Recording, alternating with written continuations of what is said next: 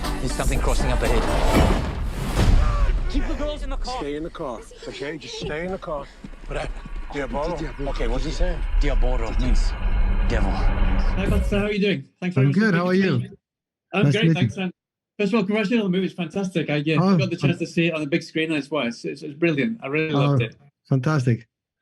So, I mean, the first thing I wanted to ask you is, I mean, what I really loved about this film is the fact that it is a survival creature feature, but it's very different because there's very few of those kind of films that are so emotional at the core and really kind of focus on that. And I believe that the producers and the writers reached out to you specifically because they thought that you were the perfect fit, especially for that kind of emotional backdrop. Yeah, whatever the reason was, that was very clear to me. I wanted to emphasize on that, to create like a real family. I mean, I'm a big family man. I have lots of kids. I know this kind of, family trips are something not always easy, though I haven't been faced by that kind of a creature. There's other issues that come along, and and I think it's very important. Now, there's nothing more dear to me than family and protecting my family and kind of protecting it by keeping it together in a way, like not let it, like we so much see in society today, like flounder away and break apart. And, it's so I think for me, that movie, like when I first read it, like it's a metaphor of that, like there are any obstacles, or the line is like anything that a family would face, like trauma or separation, death, or and biggest obstacle you can come across, and you're trying to get through it. So that's kind of for me, like to give me a baseline of something that I care about, And then of course I love making movies that entertain people, like I there's something about that appears, seeing people react to the screen and scream and and be a part of it. And we had a premiere in MoMA in New York, and I never experienced anything like it, Right. So that's that's another thing. And also the idea of a visceral journey. There's something about that, and it's not plot driven. It's much more of a organic, like a movement, in a moment. You and decisions are made. Bad or good decisions, because I don't think families only make good decisions, by the way. They make bad decisions, and then another good one might follow, or a bad one, and then you get yourself in certain circumstances. That's why people fight, because they might make a bad decision. So I like that, and it's kind of an organic movement of the film, and therefore you end up in certain situations. So it's not all about the plot, or in that sense, to me. It's about having like a platform to do something, to play with, to create a tension, and create a claustrophobic tension. So that was kind of drew me to the project, if to say so. I also felt that, I mean, with the camera work, this kind of emotional core, it really felt very authentic, and we kind of felt like we were another part of the family, going through this what's going on. But at the same time, these kind of films, you got to be very, very careful, because you were so focused on it being so grounded and authentic.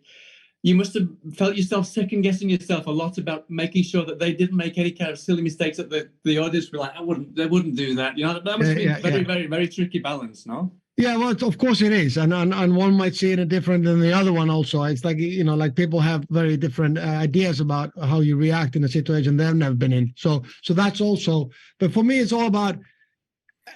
It's about how he also Nate grows in that situation, like the family and the strength of the family coming together. And I also do believe, because I've been in all kinds of situations. I wasn't like this, but I went swimming with 60 sharks, and like like the big one, and a bullet shark, or what do you call them, and they're like the size of a regular car. Each one of them, there was 60, and when I'm going down, I'm like, what the hell am I doing here? Why am I doing this? Then I go down, and then I'm faced by them. They come into almost a meter close to me, and there's someone to poke them in the nose with iron. And after a while, you just get used to it. You relax in the situation, and you learn. You understand it, and that's a part of what I also believe people do. They don't panic and scream for endless time. They start adapting to the situation, and then they get stronger, because now their decision can be wiser. And I think also, kind of from a director's perspective, you also laid down the gauntlet for yourself, and kind of went with this kind of idea of following the family with this almost fly on the wall perspective. No, this one take. That is quite a risk to take yourself now. So that must have been very challenging, not just because of that, but because then you had to then juxtapose that with the lions that weren't even on set. No, it must have been quite a risk to take. Very challenging, and it's very rewarding when people actually understand that and see that, like yourself, because it wasn't a given. And these films aren't made like this usually, you know. And for me, I had to push, you know, the studio to accept this approach.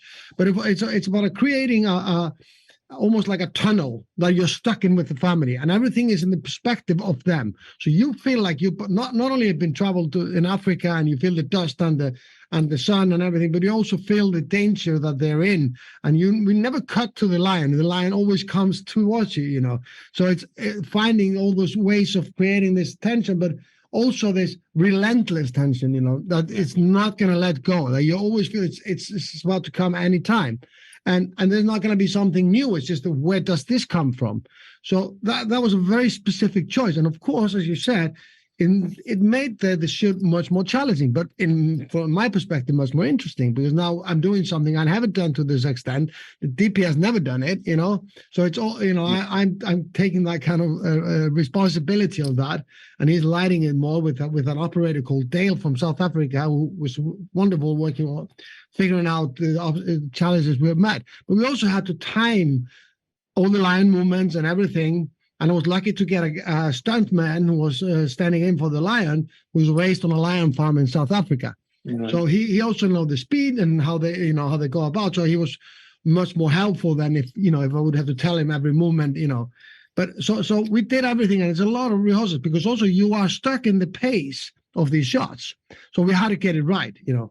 But you know, this is the reason I love making films, because I like to be challenged. I never made the full creature, you know, on a screen, and I spent the last year studying every muscle of a lion and every movement of a lion, you know, and these are more cunning than people think of, and they're cats. Cats are cunning. They're not. Yeah. They're not as simple as as we might think they are. Cats have a way about things.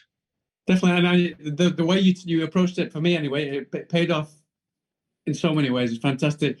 Just to finish off, then I wanted to ask you a little about. I mean, obviously, filming this without the lion, then the lion comes after. I can't even imagine how particular you were about making sure the lion came across as realistic, because you've gone through all this painstaking process to create everything as meticulous as possible. So that must have been even more so, no? Kind of. So then once you finally got to see it on the screen, that must have been a huge weight off your shoulders. Yeah, but it's such a long process, you know, many different stages. The thing is that the real, I mean, of course I wanted to be in Africa, but also I'm creating a baseline. So I can't go around it now. If the lion doesn't look like the rest of the environment, it's going to look, you know, it's dead. So that's the same I did with Everest. I shot as much in the mountain, and then I had to create some of the mountain itself, because I would have taken people to Everest. I wouldn't have brought down a crew, you know. Yeah. So it's just, you know, and it's the same with this. Lion can't do this on a film. There's no way, you know, you can have a lion attack a person on screen. You know, you can do Lassie, you know, when the dog runs around, but you can't do the real contact. And for me, like the whole team, I had a great team of the Framestore UK and Enric Prada, who is the visual effects supervisor and the animator. These are all group of the best people in the business. But all I said, like I kept on saying, was gravity, guys, gravity. And that's what I often personally feel missing in when there's CGI, is the gravity of things. Yeah. And the weight and the right balance of weight between Idris and the lion when he's pulling him, for example, that it's believable, the strength of the lion, not too hard, because when it's rigged on wires and stuff, you know, sometimes people just boom, you know, fly or. Yeah. And, you know, like you see, like in the superhero movie, somebody punches you, you fly across the room, which is not, you know, gravity wouldn't allow you to, you know. Yeah. So I and this is not that kind of a movie. So I was trying to have the gravity and the weight and the balance of that. So the contact feels real, you know. Mm-hmm. Fantastic. Well, listen, we're out of time, Baltasar, but thank you so much for speaking to me. Big congratulations on the movie. It's fantastic. I'm sure it's going to go down really well when it comes out in the UK on Friday. And I hope to speak to you again sometime soon. Well, great speaking to you too, man. Yeah, you too. All right, take care. All the very best. Yeah.